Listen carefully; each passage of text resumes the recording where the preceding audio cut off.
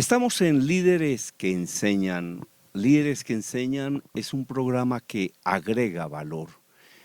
Se trata de conversaciones con personajes que trabajan en los más variados temas. A veces tenemos rectores universitarios, o tenemos profesores, o tenemos investigadores, biólogos, tenemos periodistas, pero la idea es que de esos diálogos quede una enseñanza. La radio tiene que informar, tiene que distraer, tiene que acompañar, pero es una radio más completa si deja una enseñanza. Y como dice una amiga mía que se llama Diana Montoya, nada mejor que una buena conversada. Y vean cómo se está perdiendo esa sana costumbre de conversar y de escuchar. Hoy tengo un personaje que me ha presentado Jorge A. Sánchez B., una persona que nos asesora en contenidos, a quien le enviamos un cordial saludo. Es Jorge Iván Restrepo. Y él me envía una especie de perfil. Jorge Iván Restrepo es un innovador que ha estado a lo largo de la vida profesional en temas de agricultura, talento humano y educación universitaria. Es un innovador. ¿Qué es ser un innovador? ¿Y eso por qué es importante? Le voy a dar una definición de creatividad, que esa sola definición ya pagó su presencia acá. ¿Qué es creatividad?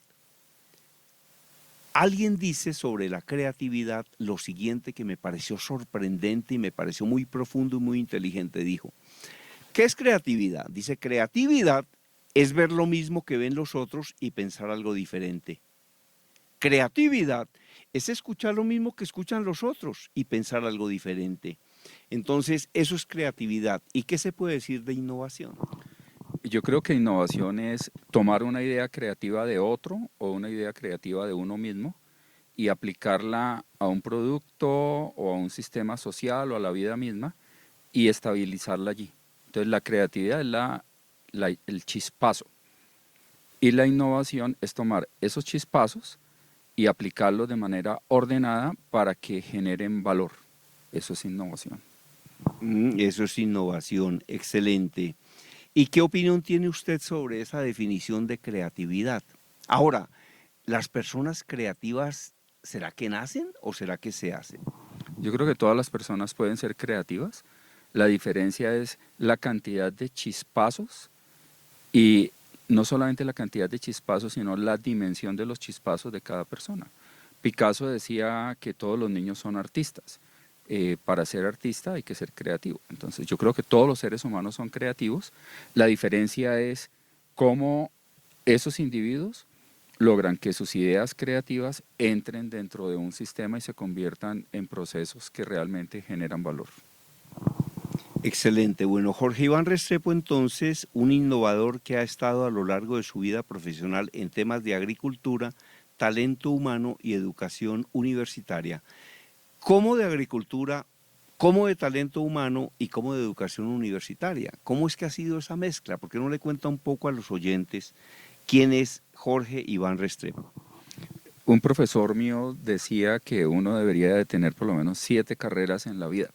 Yo creo que los seres humanos tenemos cada vez más invitaciones y más posibilidades de hacer varias cosas al tiempo. Entonces, soy agrónomo porque me fascina la naturaleza y me fui a estudiar agronomía. Soy un experto en talento humano porque trabajé en una compañía que ha sido un ícono de talento humano en Colombia, que es Carvajal. Y Carvajal tenía una filosofía que hoy en día es la que se usa en el mundo entero, y es que cada gerente o cada líder de la compañía es el que gestiona el talento humano y el área de talento humano es el asesor de ese líder. Entonces allí me enamoré del talento humano. He hecho y hago muchas cosas en la vida y trabajo en innovación también porque me interesa ver cómo los sistemas sociales y los sistemas empresariales van cambiando a partir de la creación. ¿Qué ha hecho usted en la vida? Yo he hecho de todo, o sea, he sido... Entonces la pregunta podría ser, ¿qué no ha hecho en la vida? Exacto. No, yo he hecho de todo, yo he trabajado, bueno, primero que todo, tengo doble vida y esa doble vida creo que es lo que me hace tener un conjunto muy sólido, y es que yo soy un artista desde niño, eh, y soy a la vez alguien que ha ido cambiando su carrera profesional sin desviarse. Entonces, ¿qué he hecho? He trabajado en agricultura, he trabajado en innovación, y ahora trabajo como asesor de educación principalmente en diferentes lugares. Ujú. Y en lo que tiene que ver con agricultura específicamente, ¿qué ha hecho? Por ejemplo, en Colombia yo fui el director del Centro de Innovación de las Flores. La innovación agrícola en Colombia está basada en centros que se llaman CENIS, Centros de Innovación y Desarrollo. Los caficultores tienen CENICAFÉ, los palmicultores CENIPALMA, los cañicultores CENICAña, los floricultores CENIFlores. Esos centros son centros científicos privados, pero que trabajan, digamos, para la sociedad en general. En Colombia, por ejemplo, fui el director del Centro de Innovación de las Flores. Sí. Tengo entendido que uno de los países más potentes en lo que tiene que ver con las flores es Holanda, pero que Colombia ha desarrollado de una manera absolutamente impresionante este sector. ¿Qué información nos puede dar sobre eso? Bueno, las flores en Colombia son un caso de interés mundial. Yo lo primero que quiero contarles es que las flores llegan a Colombia como cultivo porque un estudiante de maestría de California hizo su tesis diciendo que la sabana de Bogotá era buena para sembrar flores. Y esta persona desencadena toda esta gran industria colombiana a partir de su tesis, porque unos empresarios toman la idea y siguen adelante. Colombia realmente es mucho más grande que Holanda en flores de exportación, flores de corte. Lo que pasa es que Holanda es un gran comercializador. Entonces allá llegan principalmente flores de África y flores de toda Europa, desde donde se vuelven a distribuir a Europa. Pero el primer productor de flores de corte de exportación del mundo realmente es Colombia, y además somos los proveedores de más del 70% de todas las flores de corte que se consumen en todos los Estados Unidos. Sí. Por ejemplo, uno ve que cuando se acerca la fecha de San Valentín, que es como el Día del Amor y la Amistad en los Estados Unidos, tengo entendido, los floricultores prácticamente hacen su fiesta porque hay una inmensa cantidad de flores que se exportan. Claro, y además lo más bonito de esa exportación de flores es que muchas de esas flores, las que por su fisiología lo aguantan, o sea, la forma como la flor vive, están refrigeradas con mucha anticipación. Entonces los floricultores comienzan a refrigerar flores para enviarlas a los Estados Unidos para San Valentín, y allí ocurre algo que me parece que es otro espectáculo tecnológico, y es toda la logística del despacho de esas flores que salen en aviones desde Medellín y Bogotá directamente a los Estados Unidos, aviones que la mayoría despegan a la madrugada. Sí. ¿Cómo así que refrigerar las flores? Bueno, en una oportunidad alguien hablaba sobre el tema de las frutas en Colombia y decía, por ejemplo, cómo muchas veces resulta más costoso recoger las frutas y mandarlas a Bogotá que dejarlas ahí en el piso. De hecho, hay ciudades y municipios que están tapizados de frutas que la gente no recoge porque dice, la recojo, la tengo que meter en caja, las tengo que llevar a Bogotá y realmente no se justifica hacerlo. Y son cosechas de cultivo. Sin embargo, se hablaba también de que en Chile hay frutas y hay, por ejemplo, hay duraznos y no necesariamente eso depende de una cosecha o de una época, porque hay unos grandes cadenas de almacenamiento de frutas, cadenas de frío, donde adicionalmente cogen las frutas y las transforman y las enlatan, etcétera, etcétera, y no se pierde nada. ¿Cómo es este tema de la refrigeración de las flores? ¿En qué se parece, por ejemplo, a esas cadenas de frío que hay en Chile y qué se debería hacer en un país como Colombia, donde las frutas se caen y se pudren porque es más costoso traerlas y venderlas que dejarlas allá? Bueno, estamos tocando varios puntos. El primero, de la refrigeración, te voy a contar algo que creo que va a sorprender a muchas personas que escuchen esta conversación. Y es que Colombia exporta flores en barco. O sea, el sistema de refrigeración permite que ciertos tipos de flores incluso viajen en barco saliendo desde los puertos de Colombia hasta llegar a otros países dentro de un barco refrigeradas.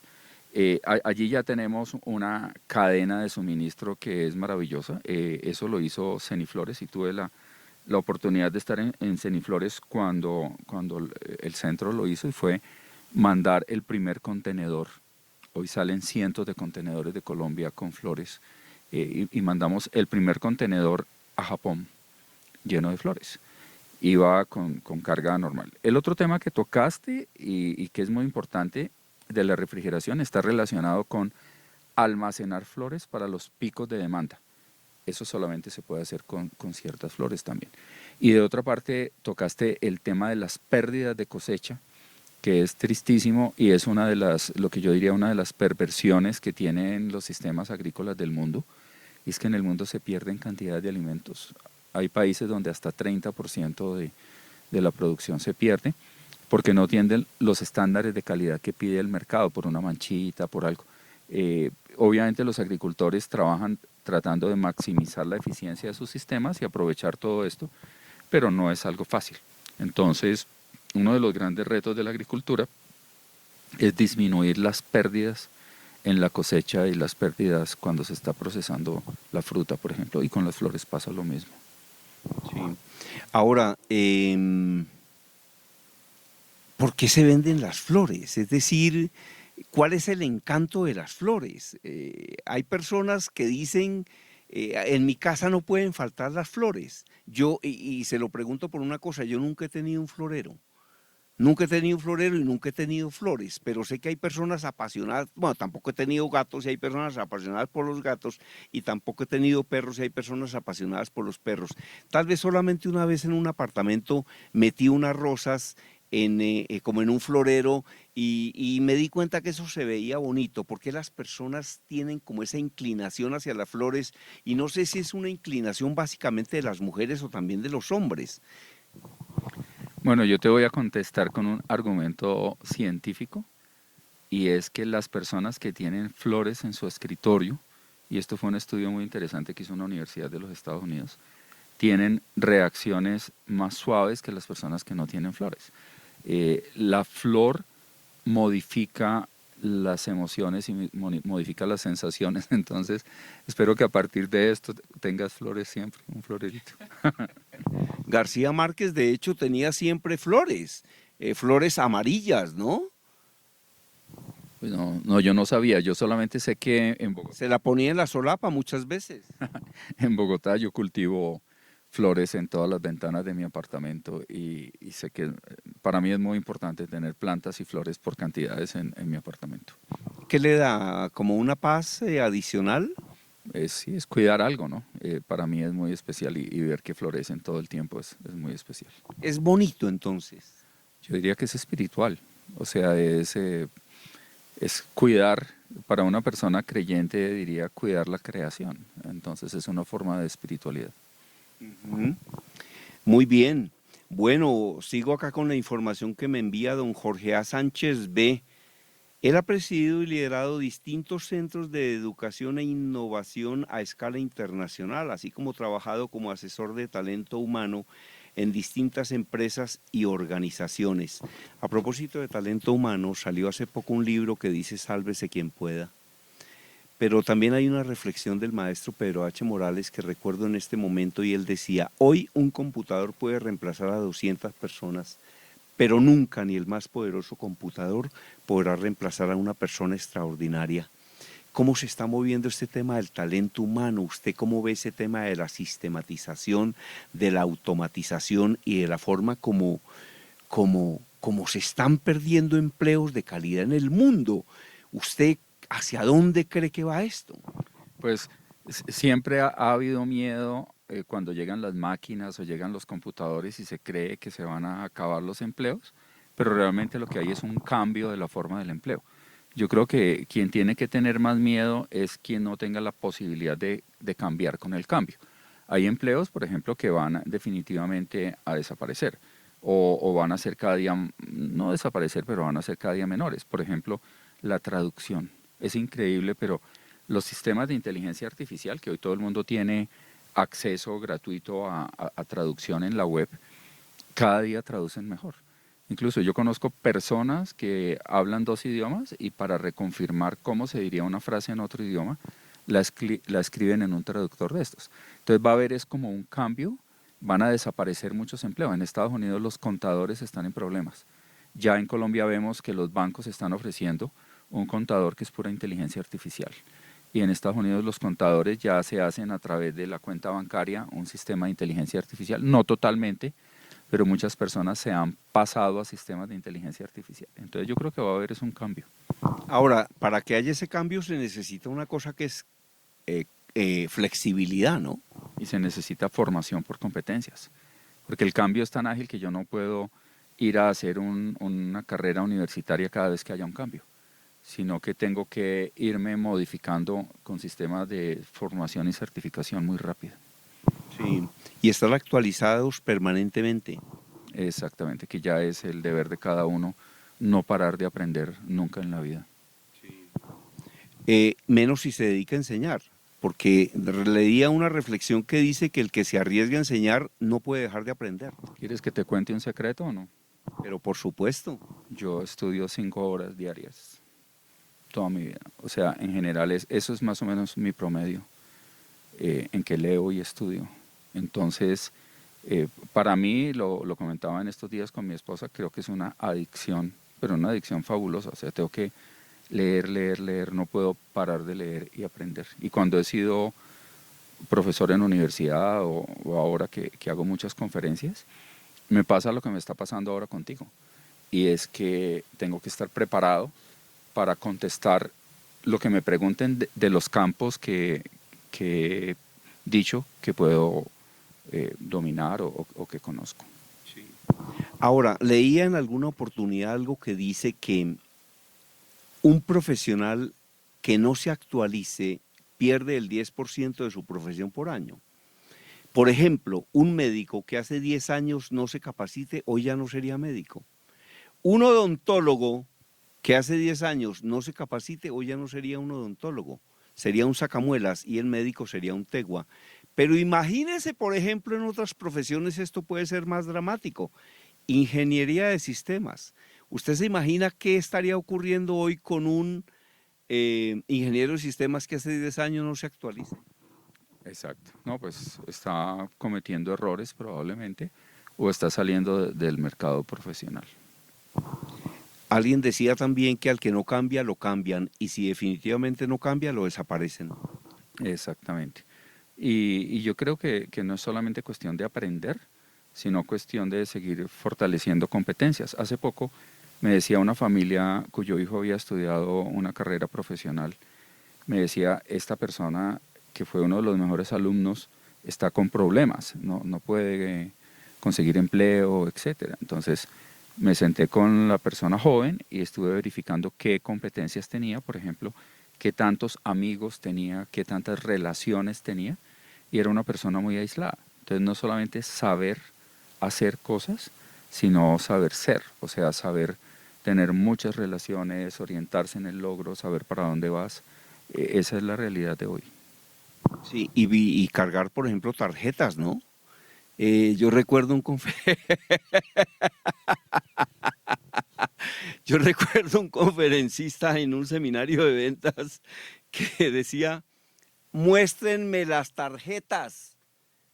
Todos saquen sus tarjetas y levanten las que las quiero ver y el 80% de los vendedores no tenían tarjetas y tener tarjetas es muy importante. Y tener relaciones es muy importante. De hecho, la revista Newsweek dice que el 87% de los negocios se hacen fuera de las oficinas. Uno puede hacer una venta en un restaurante, en un cóctel, en un matrimonio, en un avión. Yo básicamente lo que soy es un vendedor. Viajo con frecuencia. Este mes voy a estar en Montería, voy a estar en Medellín, en conferencias y en seminarios. Y normalmente a mí cuando la niña en el aeropuerto me dice pasillo o ventanilla, yo le digo métame al centro, muchas gracias. Y ahí me voy a ver viendo o qué aprendo de las personas que van al lado derecho, al lado izquierdo, o qué les puedo vender.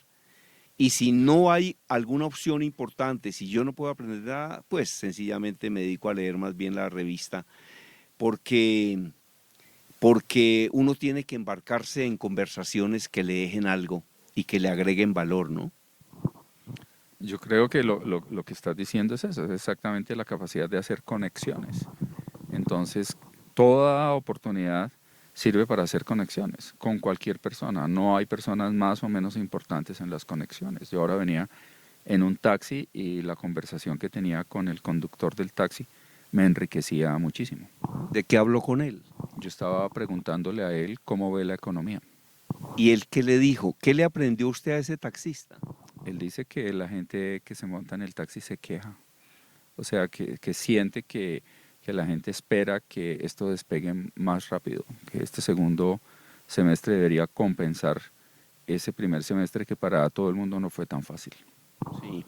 Sí. Yo también utilizo mucho taxi y normalmente hablo con los taxistas, pero no tengo eso que se llaman conversaciones bizantinas. Hoy venía en un taxi también y ¿sabe qué le pregunté al taxista? Dime, ¿le preguntaste?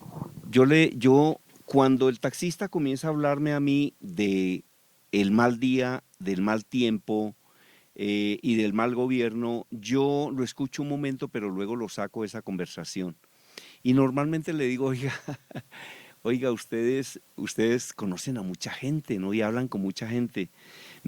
¿Por qué no me cuenta historias de personas que se hayan quebrado o a las que hayan estafado? Entonces, eso se lo digo como muy suavemente y sonriendo ¿y por qué lo hago? Porque cuando un taxista me cuenta a mí la historia de alguien que se quebró o de alguien al que estafaron, me está enseñando algo muy importante. Bien, súper interesante. Me parece que lo que me gusta de lo que estás diciendo y tocaste el tema de la conversación bizantina es que sí es importante entender si voy a hacer una pregunta, qué quiero de esa pregunta, ¿no? O sea, qué quiero aprender. Cuando estoy, por ejemplo, en zonas rurales, a mí me encanta preguntar el valor de la tierra. O sea, cuánto vale la tierra por aquí, qué problemas ecológicos. Me encanta entender la zona a través de la gente. Sí. Ahora, usted dice una cosa que es cierta y es que de todas las personas se puede aprender. De hecho, Borges decía, todas las personas son superiores a nosotros en algo y en ese algo les podemos aprender. Hay conversaciones que enriquecen, ¿no? Pero esa riqueza y esa enseñanza puede venir de cualquier persona, de cualquier persona, de cualquier persona. Vea que yo hace unas semanas estuve en Corabastos, bueno, no unas semanas, no, tal vez unos meses. Yo hice un negocio, tenía unas camionetas y entonces me dieron unas Fiat Fiorino y seguramente dentro de ese negocio recibí unas carretas para vender aguacates en la calle, montar como un negocio de eso. Y entonces yo fui a hablar con un vendedor de aguacates en Corabastos y le iba a comprar los aguacates a él y él me dijo, mire, patrón, no se meta con ese negocio. Porque yo sé que usted no va a vender los aguacates, sino va a conseguir personas que se los vendan, pero más bien venda las carretas que le dieron para salvar esa plática que le debían. Y más bien vende esas carretas, porque usted no puede meterse con eso. Y entonces me dijo, le voy a presentar personas que han tenido no una carreta con la que trabajan, sino que tuvieron 10, y de las 10 que tuvieron le robaron 8. Entonces me dijo, mire patrón, hay una cosa que yo le quiero enseñar a usted. Le dije, ¿cuál es? Dijo que la tranquilidad no hay plata con que pagarla. La tranquilidad no hay plata con que pagarla. Y es verdad, la tranquilidad no hay plata con que pagarla. Bueno, definitivamente yo creo que una de las cosas que uno tiene que crear es un balance cuando piensa en hacer un negocio. Le preguntaban a un viejo cuál es el mejor negocio que hay. Y el viejo decía, el mejor negocio es el que tú conoces a fondo. Entonces, igual tú tampoco sabías de venta de aguacates, o sea, no sabías de ese negocio de vender con carreta.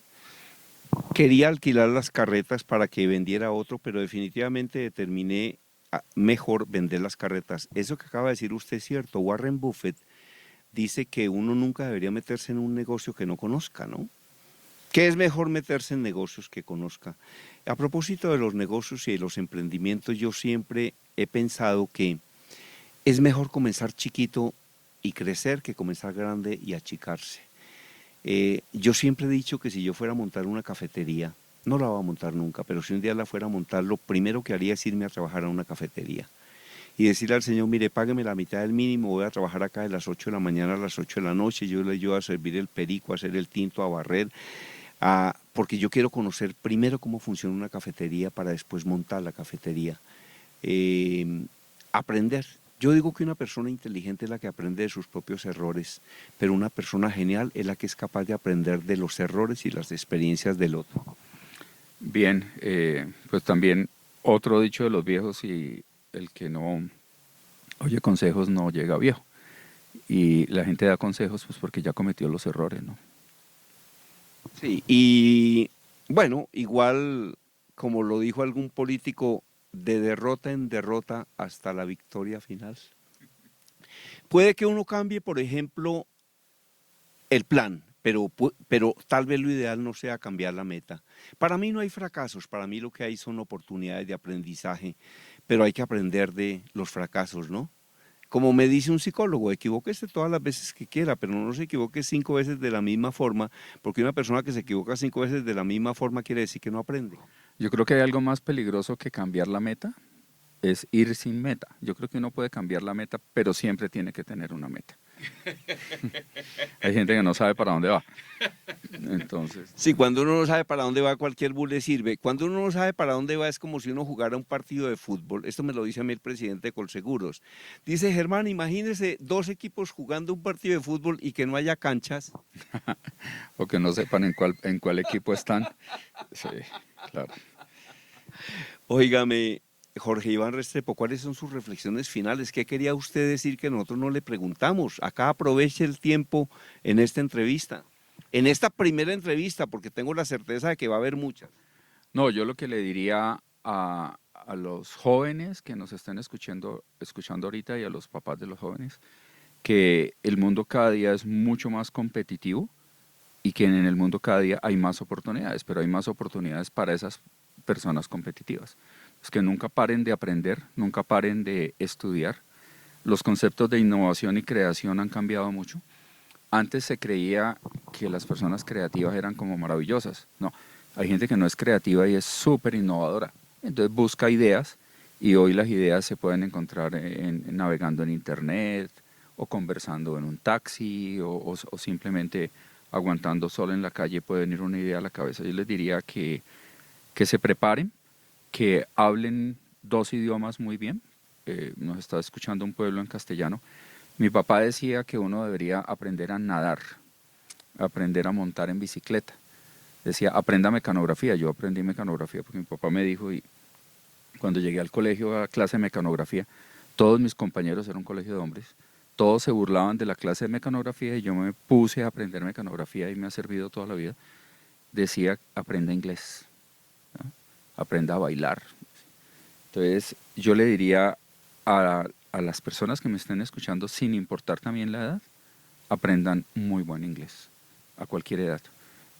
Vamos a ser competitivos en el mundo quienes también puedan dominar por lo menos 2 idiomas, y hoy para aprender inglés no se necesita dinero, solo se necesita un teléfono.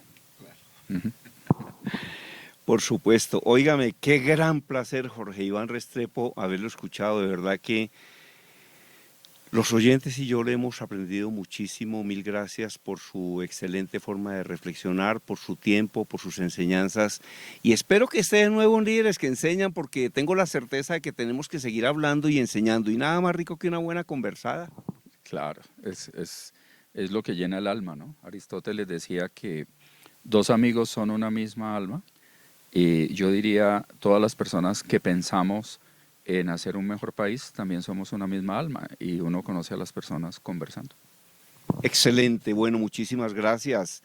En la parte técnica, don Mauricio Amador, en la asesoría espiritual y de contenidos, Jorge A. Sánchez B., en la asesoría integral, Jacob Roballo. En la dirección y conducción de este programa, Germán Díaz Sosa. Líderes que Enseñan.